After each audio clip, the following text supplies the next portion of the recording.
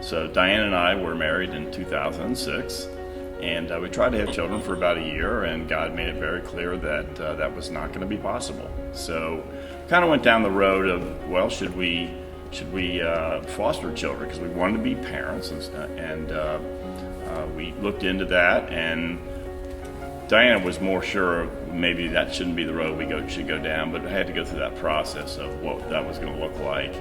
And then we just decided, you know what, we're gonna go down the adoption route. So we were chosen by a birth mom who we met, and we had dinner with, and we had some interaction with. And initially, she had changed her mind about choosing us as her family, but she wasn't due for, I don't know, a month and a half or something like that.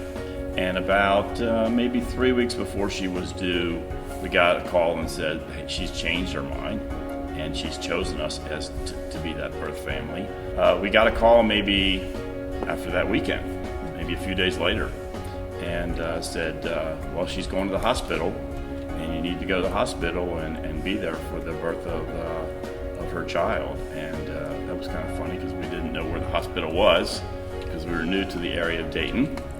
And we got there in time, and we got to see the birth of Ainsley. That was awesome. Nothing but arms and legs coming out of her birth mom, and I got to hold her hand. I kind of held my hand up like this, and she grabbed my hand like that, and that was like our first bonding moment. It was really kind of a cool thing. We were blessed to meet Grayson's birth mom in January of 2011. She was pregnant with him.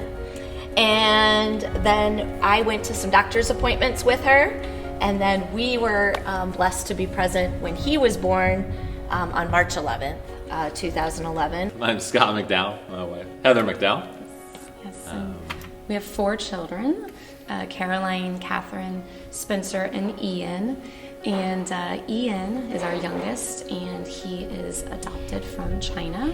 And we began that process well over, 6 or 7 years ago now, just going through all of the paperwork. Had to take a leap of faith on some of that, just because there was always going to be hurdles or obstacles preventing you from doing that, but we kind of had to decide, hey, this is the time to do it. We're going to have faith that the Lord's going to provide, emotionally, provide financially, get us through the process, because from the time we started the application until we actually traveled to China, it was, you're probably talking 19 months. So it was a long track. An emotional roller coaster, Absolutely. Definitely ups and downs. And, when we actually first started dating, this had come up in conversation. We had both felt this call that God had placed in our hearts to go through this journey, I would say, and not knowing how God would bring children into our family. So we just had decided, that would be something we would maybe like to pursue. And so we were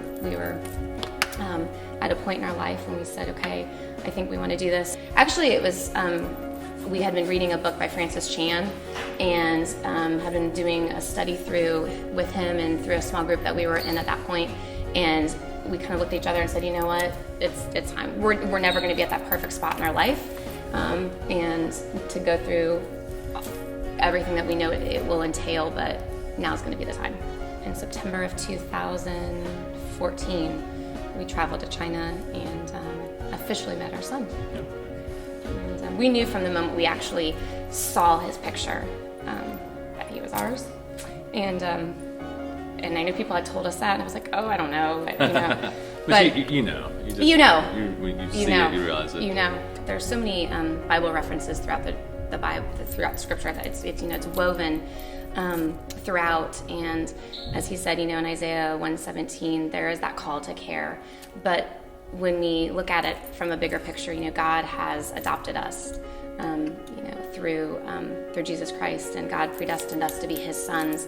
And so I would just encourage others that God has redeemed us. He has given us His grace, and so here on earth we can do so much when we're called to care for the fatherless, to care for orphans. And it might not necessarily be through adoption. It can be through foster care. It can be through orphan care, and that looks very different to other people.